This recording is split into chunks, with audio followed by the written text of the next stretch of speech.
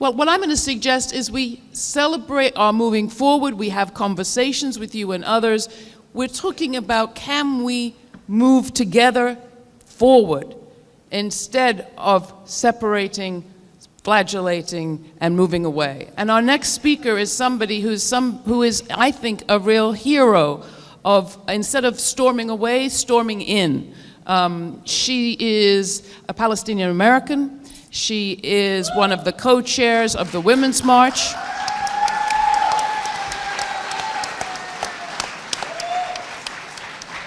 She stormed in with her colleagues and made a difference in that march and in that process, and she will continue to make that difference. I want to thank her for being with us and for giving what she says will be a mom lecture for the left. Linda Sarsour.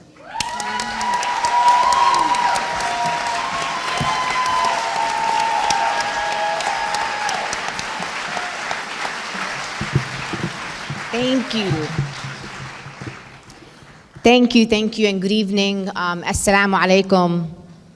May peace be upon you all. I'm excited to be here. Hungry, but I'll get that later. I'll be all right. So, I wanted to take this time out because I think oftentimes when we get into spaces like this with one another, and I consider all of you to be comrades and friends and allies, that we oftentimes look on the outside and start criticizing all the things on the outside, and we're not very self-reflective of ourselves and the movements that we're a part of. So I hope that you entertain me and engage me and understand that I am coming with my own self-critique of myself first and foremost, because I myself am not a perfect activist. I myself have evolved immensely over the years, engaging in dialogue and conversations and storytelling and being part of different movements with different people, and that I hope that we become a stronger and greater and bigger movement by really understanding what we too can do better. So for me, yes. So first, people were talking about, we're getting, going down the line, or our president might be going down the line of fascism. I mean, I don't know about everybody else, but I'd like to get on the same page. I think we're already living under fascism. That's just my personal opinion. And for those that may not be yet there, early warning signs of fascism, I hope everybody knows them, or if you should by now. Very basic: disdain for human rights, controlled mass media, disdain for intellectuals and the arts as we defunded the National Endowment of the Arts, powerful and continuing nationalism, identification of enemies as a unifying cause, rampant sexism, corporate power protected, labor power suppressed, obsession with crime and punishment, obsession with national security, rampant cronyism and corruption, and fraudulent elections. I mean, we're fascism people. That's it. Let's move on. And also for me, and I know for many of you in this room, Trump did not introduce racism to me. He didn't introduce sexism to me. He did not introduce mass deportations to me. He did not introduce Islamophobia or homophobia to me. He did not introduce anti-Semitism. Trump is just the accumulation of all the diseases that many of us have been fighting in this room, some for decades and some for centuries in this country. So let's move on from this Trump conversation, because what it does is it undermines and underestimates and forgets the horrors and years of sacrifices and communities that have been devastated by policies from the days of the foundings of this nation. So, we talk a lot about what kind of movements we need and what kind of movements we need to bring back, but really the kind of movement that we need is an intersectional movement. We can't have an anti-war movement that's not talking about racial justice. You can't have a racial justice movement that's not talking about health care or talking about immigration reform.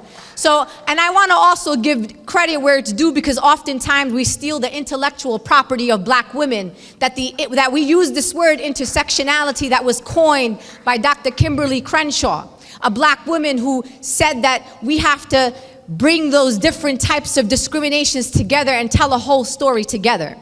So I am asking us in the left that we understand that we have to organize together. And what we have been doing for a really long time is that we've been sitting in different corners of the room, the environmental justice people doing what they want to do. We got the ending police brutality people over here, and then we got the people talking about healthcare is a human right, and we're talking trans rights and LGBT rights, and we're sitting in all different corners of the room. But what we need to do is build a movement that brings us all to the table. Don't ask me to leave out any part of my identity. Don't tell me don't come to a room and I can't be a woman, I can't be a mother, I can't be Palestinian, I can't be this, I can't be that. I want to show up in all of me. And Audre Lorde said this, she said, we can't have single issue struggles because we don't live single issue lives. So the left needs to start understanding that the only way to organize is intersectionally, and if we're not building an intersectional movement, then we're going to continue to lose like we've been losing for a long time. Now, people will say, but you know what, Linda, we've won in some places. You've won some battles, but oftentimes when we win in the left, those small battles, you are winning them on the backs of other communities or by throwing other people under the bus. I want to be part of a movement that loses with dignity and principles, because winning is inevitable. And when we win, I want to win together. I want to win united and in solidarity, and I do not want to win in a way that leaves any communities behind. We also have to own in the left that even within the left, yes, in the left there is racism. Yes, in the left there is anti-Semitism. Yes, in the left there is Islamophobia. So we too are not exclusive of the very diseases that we claim to be fighting outside of the movements that we are a part of. We also, as the left, as the progressive left, have to understand and learn how to disagree. What we do to each other in the movement is immediately when we don't agree with someone's position, we don't try to engage them in a dialogue to understand their experience or where they come from or why is it that they hold that particular position. Immediately what we do in the movement is we crucify people who are our sisters and our brothers because we'd rather go online and take them down instead of understand them and try to educate them and build them back up. That's not the kind of movement that I want to be a part of. Now, in a lot of the parts of the left, and this is not a criticism of every single individual that is in the left, I'm talking about just in general. Oftentimes when I'm in spaces, people are talking about different issues, and I think to myself, okay, so y'all want to talk about Syria. All right, let's have a conversation about Syria. Where are the Syrians at in this conversation? You want to talk about Palestine? You want to know what the Palestinians want? Where are the Palestinians at in that movement on that table? You want to tell black people how to run a movement? Where are the black people at? We have to understand that when we pick up on issues, that those who are the most directly impacted need to be centered, because those closest to the pain are also closest to the solution. You know, something we also don't do often in the left is sometimes I walk into a space and I look around and I ask myself a very simple question that we need to all ask ourselves. Who's missing at this table? Can't have an anti-war movement and look around the table and you got 25 people trying to organize anything and there's no black women at that table. Or there ain't no Muslims at that table. There ain't no Latinos at that table, undocumented people on that table, women at that table. We have to understand that we need to create spaces that are reflective of the country that we live in if we want to say that we are the true face of America.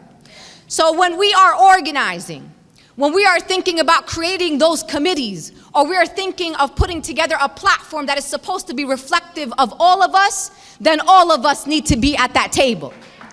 So when the Women's March on Washington was getting organized, you all know the story, it started out with white women.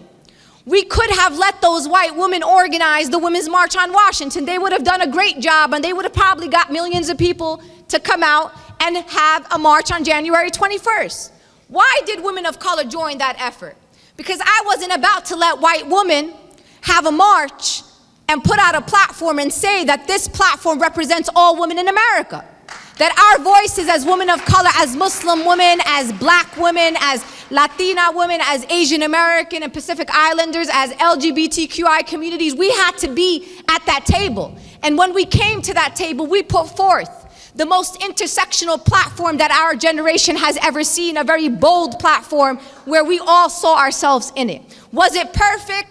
No, it wasn't. But it was a lot of progress from what we have seen for a really long time. So that's the importance of diversifying the movements that we are a part of, because then what happens is more people see themselves in the movement. Sisters and brothers, we can't keep preaching to the choir. We're not enough. We are not enough. And this reminds me that the choir too needs to practice singing. Oftentimes, you know, we are like, oh, we're so intellectual. We already good on this. We got good politics. That's not enough anymore. Being intellectual is not enough for the movement. Your intellectualism will not protect me if an officer comes to my house, or if there's a sweep of Muslims in this country. Your degrees, your books that you have written will not protect my family, just like it did not protect Japanese Americans in these United States of America.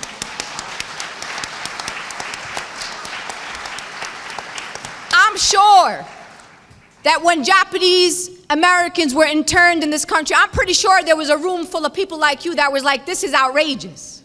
I'm pretty sure there were people sitting back at home being like, wow, man, this is really bad. Like, I don't agree with this. From the comfort of their couch, from behind that kitchen window while they saw their Japanese American neighbors and their children be dragged off and put in camps on this US soil. So what you have to understand is that we're not enough. And that I, as a Muslim American, what makes me more honorable than a Japanese American? Do I love my children more than Japanese Americans love their children? Do I have a job that is more honorable than the jobs that Japanese Americans had? What makes me think as a Muslim that I'm going to be immune to a horror like Japanese internment when I live in a country that massacred indigenous people, forcibly enslaved black people, engaged in segregation and in mass incarceration and mass deportation, not under Trump, but under the Obama administration. So people will say, no, Linda, that's not gonna happen. You know, they won't, no, what? They said, oh, Muslim ban, that was just campaign rhetoric. You know how it works in politics. They just wanna get votes. They weren't even a week in and they was already trying to ban the Muslims, just like we banned the Chinese at one point in our history. So what I want you to understand is that we have to build a collective movement that is about asking ourselves a question. What are we each individually willing to risk for the other? Are you ready to take the leadership of black women who are telling us we must love and protect one another, and that is an act, not just a mantra or a chant that we use in the movement? Are you ready to be on a train like Ricky Best and Taliesin and step in for a young black woman and her Muslim friend and lose your life because you wanted to stand up against injustice in a public space? Are you ready to do that? You know, we also gotta question the way we operate in the left. Y'all be using words that people don't understand because we are talking only to each other. If my Palestinian immigrant mother does not understand what you are saying, then you ain't doing it right. So when y'all talking about heteropatriarchy, I don't know what, I'm gonna give you an example. I did a little research on my own. I went up to random people in the street one day just because I wanted to see if I was the crazy one. I asked people, hey, you know, I keep hearing this word, I don't know what it means, I'm just wondering if you know. Please define neoliberalism. I swear to God, I challenge you to do this, so I'm not the only crazy one. Either people told me they really didn't understand what neoliberalism was, or they thought it was actually something good. They're like, well, it sounds like, I don't know, something liberal, like it sounds pretty progressive. So what I'm saying to you is that we have to use accessible language, that the people that we are trying to bring into our movements have to understand what you are saying. They have to relate on a very deep and universal and personal level. So you could be intellectual all you want, and you can have conversations with the people that are around you, and that's cool, and I'm not saying not to use those words, but I want you to understand that we got to get deep into these communities. Communities who English is not their first language. Communities who don't have 28 master's degrees and may not even have a high school diploma. People who have literacy rates that are maybe 6th grade level. So let's start talking the language of the people. And let me tell you why the opposition gets a little farther sometimes than we. They simple. Make America great. Who don't want to make America great? I want to make America great too. It's what I try to do every day when I wake up in the morning. So we got to start using language that brings people together and lets us see each other in one another. So accessibility of language in the communities that we are trying to organize is key for us to make this room 20 times fold in the left. And what I want to say to all of you here in this room, and I specifically want to talk to my white allies, we got to get our cousins. And white folks got to get your cousin, because a lot of us in this room, and I don't consider myself to be white, I'm a very proud woman of color as an Arab woman. It is the US Census and the government that said I was white, and I'm not about to let the government tell me what kind of race I am or what kind of woman I am. But for white folks in this room, oftentimes you may be progressive and on the left, but you got family members who ain't progressive. So before you start trying to tell other people how to organize, let's start having those courageous conversations in the families and communities that we come from. Because it's often those that we love that vote against our special interests. Now, self-righteous politics. Let's be real. The left engages in self-righteous politics. The kind of politics that I want to engage in is called collective liberation. Sometimes I have to make a decision and make a judgment call at that moment, and I might think to myself, you know what, I'm not really feeling this decision right now. It's not really my personal decision that I would make. But you know what? I'm thinking about black people, I'm thinking about Muslims, I'm thinking about LGBTQIA communities. I'm thinking about the most marginalized communities who have already been on the chopping block in this country, and under an administration like this one, they just got higher up on the list of those who are going to be the first to go out once this administration continues the work that they are doing. So what I'm saying to you here is sometimes it ain't about your individual politics. It ain't about you on an individual level. Are there going to be moments where you are willing to show up in a space that ain't about you, that's about black people, that's about Muslim people, that's about undocumented people? So we got to understand that if we are truly in a movement to uplift all of us, that we have to understand that sometimes we got to put our little self-righteous one-issued politics to the side and understand that a decision may actually save another community or even save an individual. And what I will also say to white people who are organizing in this movement, many of whom are my allies, and in fact, many of you may already know that I've been under vicious attacks by the right wing, by the alt-right, by right-wing Zionists, and those who have stood up for me have been predominantly progressive Jews in New York City who I love dearly, and I would do anything for them because they show and embody true solidarity and allyship as they have stood in front of me, behind me, and next to me. And the reason why I bring up my Jewish sisters and brothers, in particular from groups like Jewish Voices for Peace and Jews for Racial and Economic Justice, is because they embody this quote that I work from. This is the place that I work from. It's a quote by an Aboriginal woman by the name of Leela Watson, and she says, "If you have come here to help me, you are wasting your time. But if you have come here because you believe that your liberation is bound up with mine, then let us work together." So you are not saving Muslims. You are not saving black people from police brutality and mass incarceration. You come to these movements because you may not be directly impacted, but you are not free because we are not free, because black people are not free, because undocumented people are not free in this country.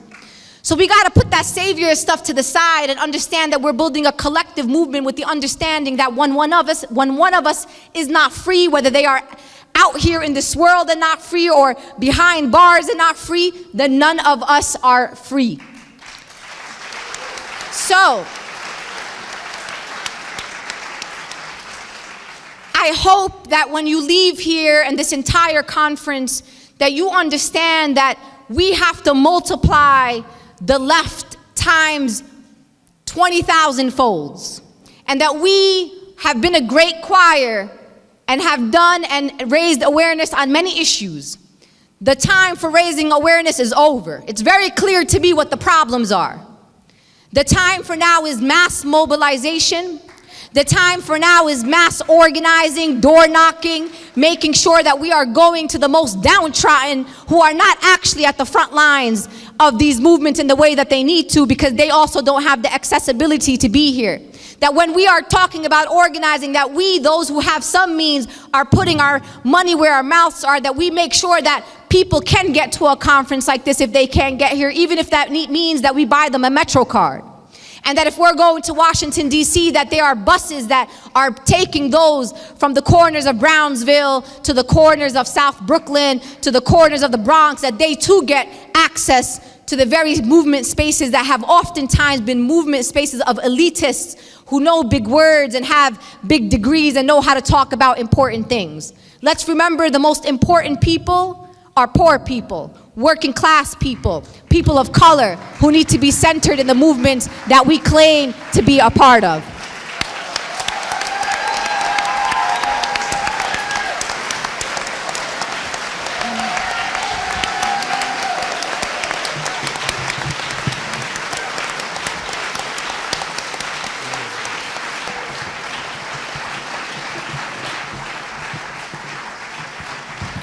It should be said that Jamu Baraka's organization is already scoring incredible victories around the country, and his email list is well worth becoming a member of, because he'll keep you up to date with what's happening, and it's been good news so far. So I'm going to be careful. I'm going to read his story as we have it, so that we give an opportunity not just to him to be honored, but for us to learn.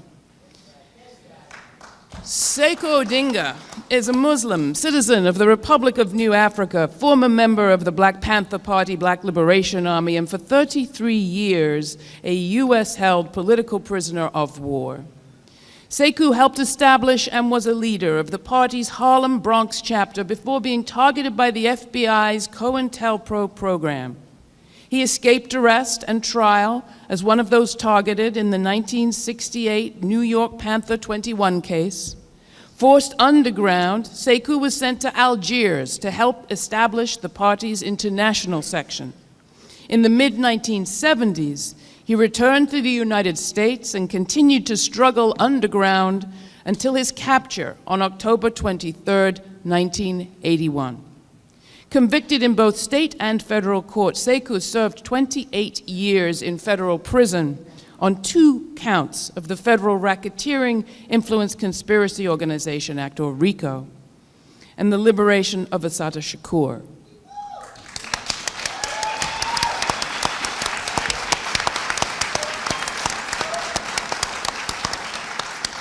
In 2009, he reached a mandatory release date and was paroled to New York State to begin serving a 25-to-life sentence for the attempted murder of 6 NYPD.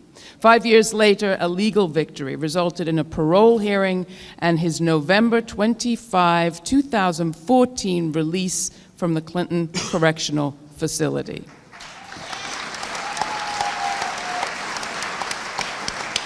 Sekou Odinga will tell us some of the work that he is engaged in, but suffice to say there is a book coming out. So maybe the book will be made into the movie.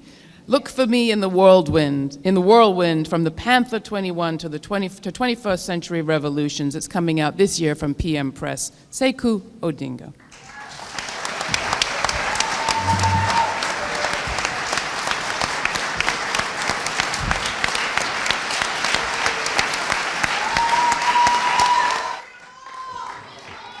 Thank you. أعوذ بالله من الشيطان الرجيم بسم الله الرحمن الرحيم أشهد أن لا إله إلا الله وأشهد أن محمدا رسول الله. I bear witness that there is no God but God, and Muhammad was his last servant and prophet. his last prophet, answered. Assalamu alaikum. Peace. Greetings to everybody. I'm glad to be here. Thank you for that welcome. Thank you for that adulation or whatever it was. It took me by surprise. I want to thank the Left Forum for the opportunity to speak to you tonight. Resistance. Resisting, challenging state repression. This is the theme this year from the Left Forum. I think it's a real good theme. This is a good time to be talking about resistance and those who have resisted. Resistance to what and who are those who resisted? To make it clear, for me, I'm talking about resisting fascism, capitalism, white supremacy. I'm talking about resisting the police brutality in our communities. And I'm talking about those who have resisted that in the past. I'm talking about my comrades left behind, political prisoners, prisoners of war that have been forgotten by so many of us who call ourselves on the left.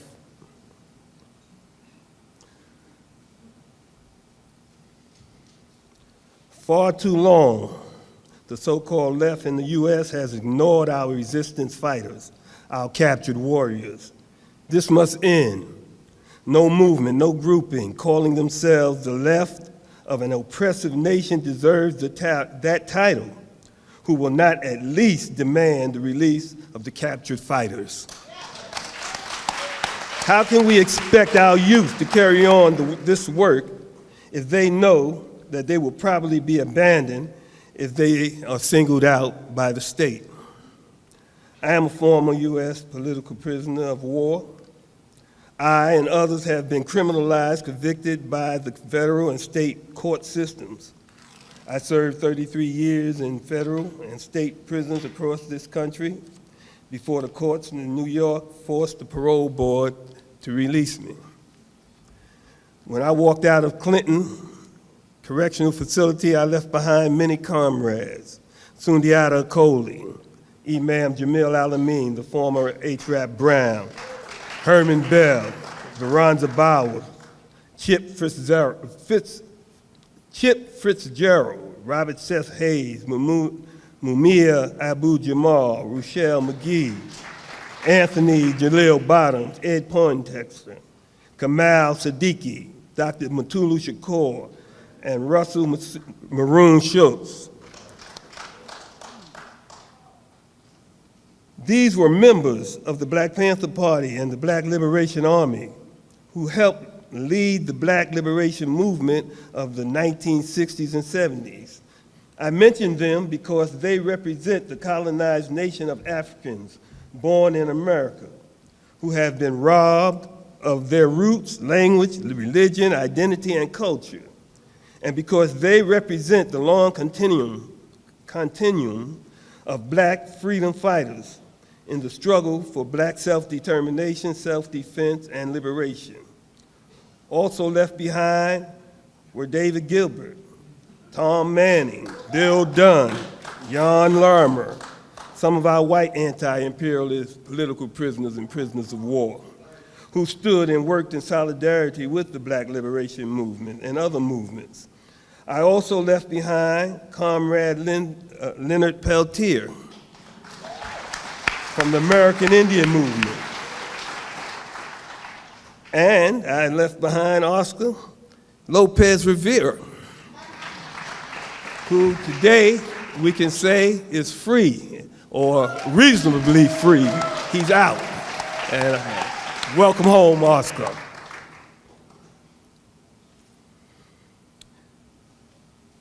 I'm happy to be able to say those few words about Oscar, because Oscar was a very close comrade and friend And I celebrate this year great victory of the Puerto Rican independence movement and the Puerto Rican people. But most of the political prisoners that I was just speaking about have been locked up for more than 30 or 40 years. Then there are those forced into exile, like Assata Shakur, with a $2 million reward and a most wanted terrorist label on her. Nahanda Abiodun, William Morales, Pete O'Neill, and others.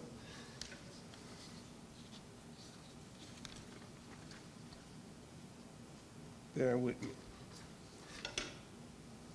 These are just some of the radicals and revolutionaries from the left movements of the 1960s who challenged and resisted state violence, racism, and white supremacy, imperialism, capitalism, and colonialism. 50 years later, they are the legacy of COINTELPRO, the FBI-directed counterintelligence program and war on radicals, revolutionaries, and the left. The U.S. denies, dismisses, and ignores the existence of political prisoners and prisoners of war, a contradiction highlighted by the esteemed scholar, author, and advocate for release of political prisoners, John Henry Clark, when he noted that, quote, "First it must be recognized that we were brought here against our will, thereby making us en masse political prisoners. Ours has been a continuous struggle, starting with the capture, the Middle Passage, slave revolt, and each successive generation of revolutionaries. The black freedom fighters who resisted militarily in the 1960s, 70s, and 80s, following the tradition of Denmark Vesey, Nat Turner, and Malcolm X." End quote. Not only do political prisoners and prisoners of war come from the movements for black liberation, but there are indigenous, Asian, Puerto Rican, and white anti-imperialist political prisoners and prisoners of war from our other left organizations. My and other experiences as political prisoners and prisoners of war demonstrate that denials to the contrary, behind these prison walls and towers, prison administrators, prison guards, parole boards, prosecutors, and police organizations recognize who political prisoners are, and more important, how far the state will go to keep them off the streets. This makes political prisoners and prisoners of war targets for especially pernicious and constant levels of punishment and harassment.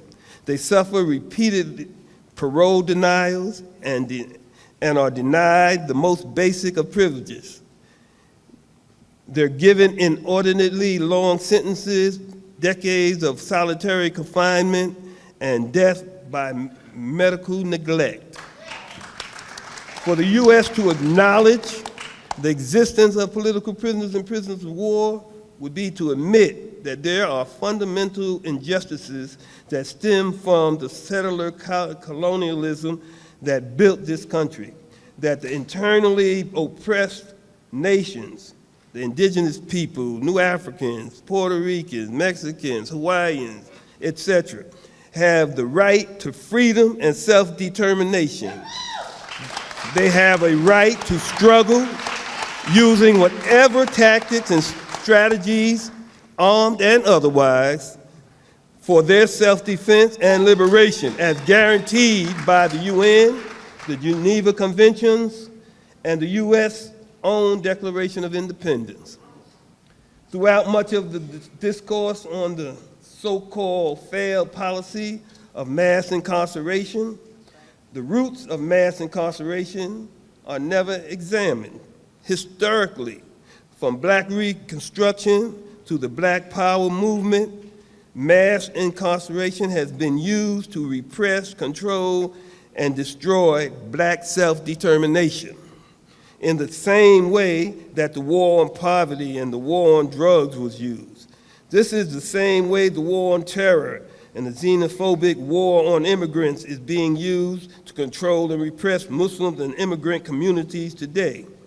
These are strategies of war meant to dismantle, disrupt, and otherwise neutralize poor, working-class families and communities.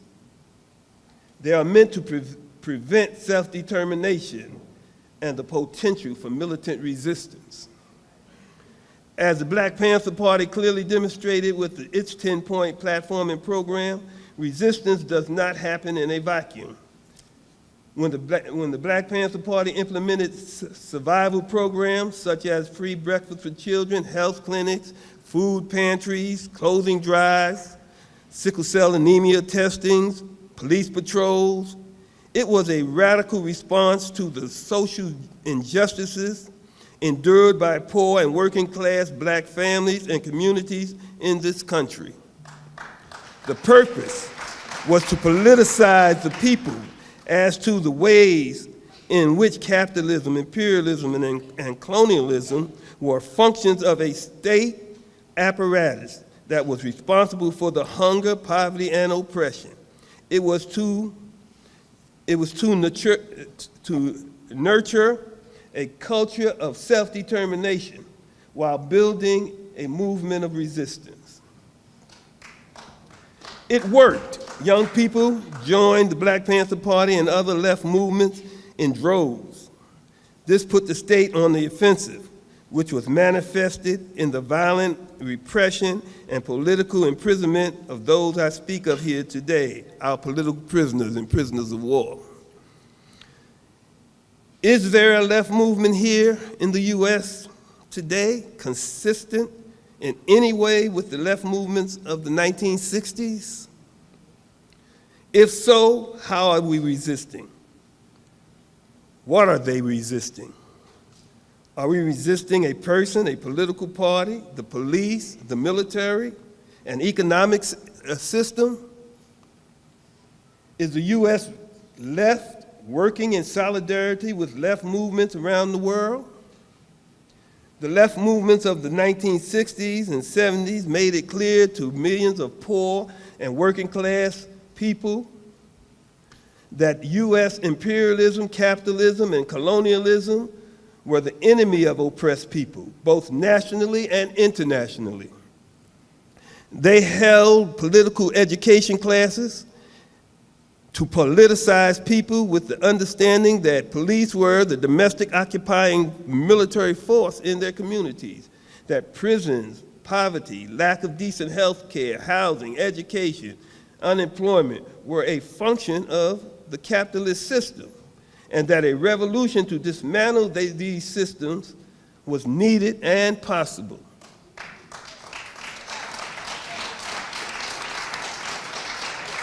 From slave ships to plantations, from Harriet Tubman, the Deacons of Self-Defense, the African Blood Brotherhood, the Black Liberation Army, and many others, the use of arms was a strategy of self-defense against the terror of white on Black violence by the state as well as private citizens. The state's response to them is the foundation of the criminalizing of resistance, especially Black resistance. And after 50 years, many of those who was captured while resisting are still being held. Our Black New African political prisoners and prisoners of war are still being held much longer than Nelson Mandela, who we all cheered. Yet, we hear very little demand from the left to set them free. Do we have a left movement in the U.S. that is challenging this oppression as it relates to millions of poor and working class Black, brown, indigenous, Asian, and white people in this country? Even with the examination of the issues of mass incarceration, its roots are still never examined by the left. While mass incarceration has much to do with racism and white supremacy, it is primarily about repression and control of colonized people, especially Black people, as a function of the capitalist state. From Black Reconstruction to Black Power movements to war on poverty, the war on drugs, and now the war on terror and xenophobic, war on Muslim and immigrant communities, mass incarceration is used to dismantle, disrupt, and neutralize a people's struggle for self-determination and its potential for militant resistance.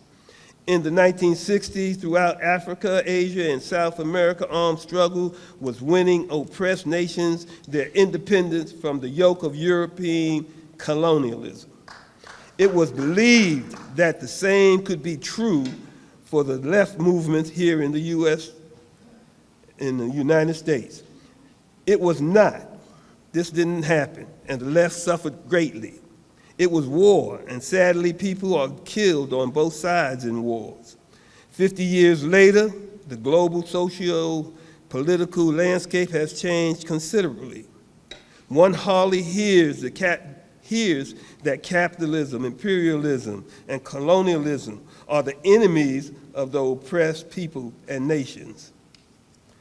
The strategies and tactics used by the left in the 1960s are markedly different than it is in 2017.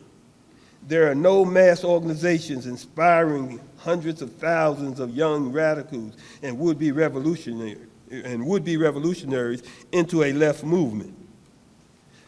The closest we see to that is Black Lives Matter, and the best they do is to mobilize for an event or an event,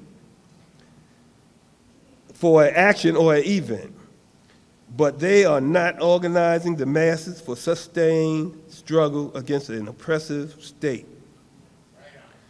It is the responsibility of the left to educate, agitate, organize the people, especially young people, to resist the oppressive state by any and all means.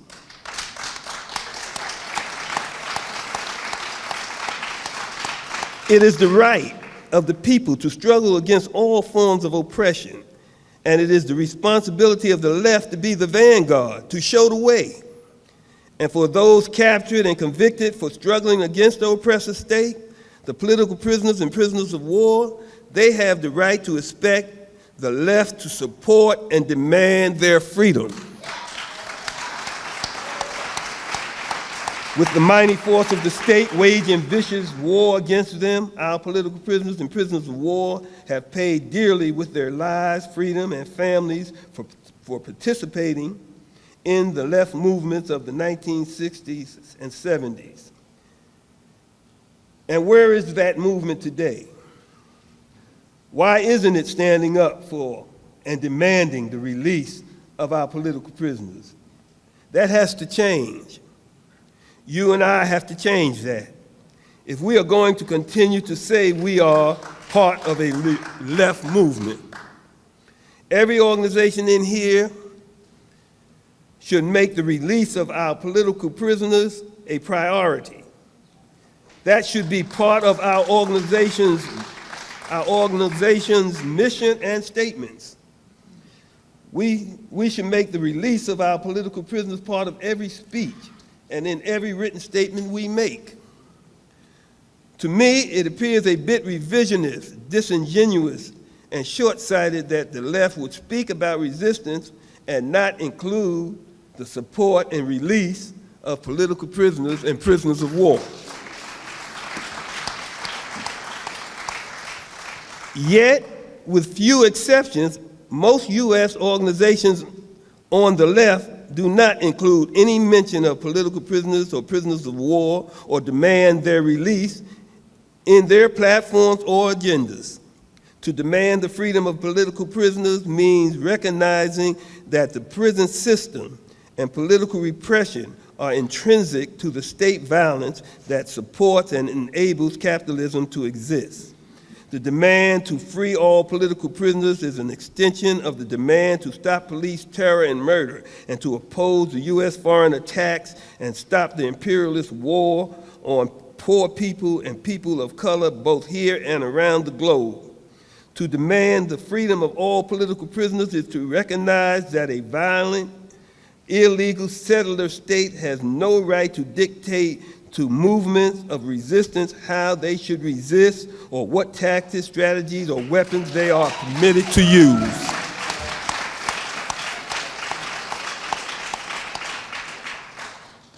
The state's most violent manifestations exist in its prison system, in its police and militaries, all of which is part of the capitalist imperialist state.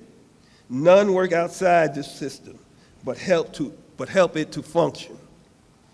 Therefore, at the heart of any talk about resistance, any conference or event about resistance, certainly political prisoners and prisoners of war ought to be included, recognized, and supported by all those on the left. This is a different time than the 60s, 70s, and 80s. The movements has changed. Some of the conditions have changed, which means some of, if not all, our strategies and tactics must change. But the struggle is the same. The system is the same. And sadly, those being punished and repressed and the most are the political prisoners and prisoners of war, the same ones who have been held for the last 30, 40, 50 years. Political prisoners and prisoners of war grow out of movements for national liberation. They are, or should be, central to any left organization's platform or program. Why are political prisoners and prisoners of war ignored by the left in the U.S. when around the world leftist movements, individuals, and organizations make the fundamental demand to free its political prisoners a part of their struggle for justice? If we are serious about building a movement or culture of resistance, how do we not include political prisoners and prisoners of war and those who resisted from previous movements in our work? It is the task of the left to educate themselves and others that political prisoners and prisoners of war exist in the U.S. and to demand their release. Before I close, I want to suggest a few things that I think we could do to help right now the demand to free political prisoners and prisoners of war. Write your political prisoners and prisoners of war.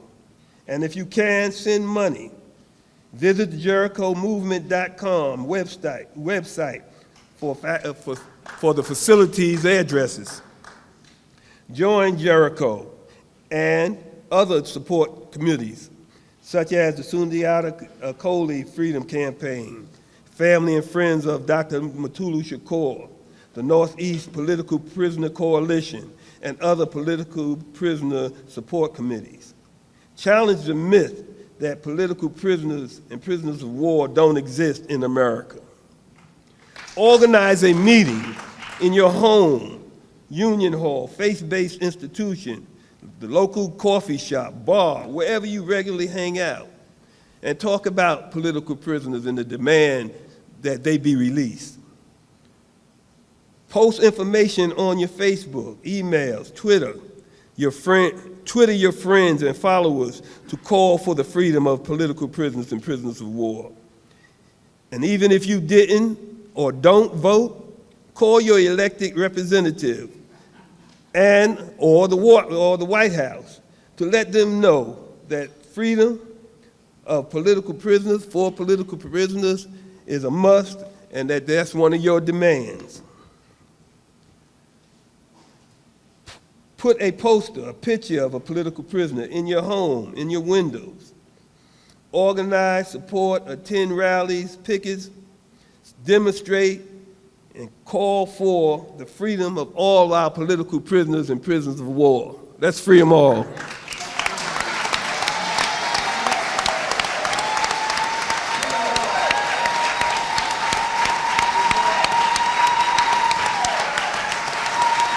I think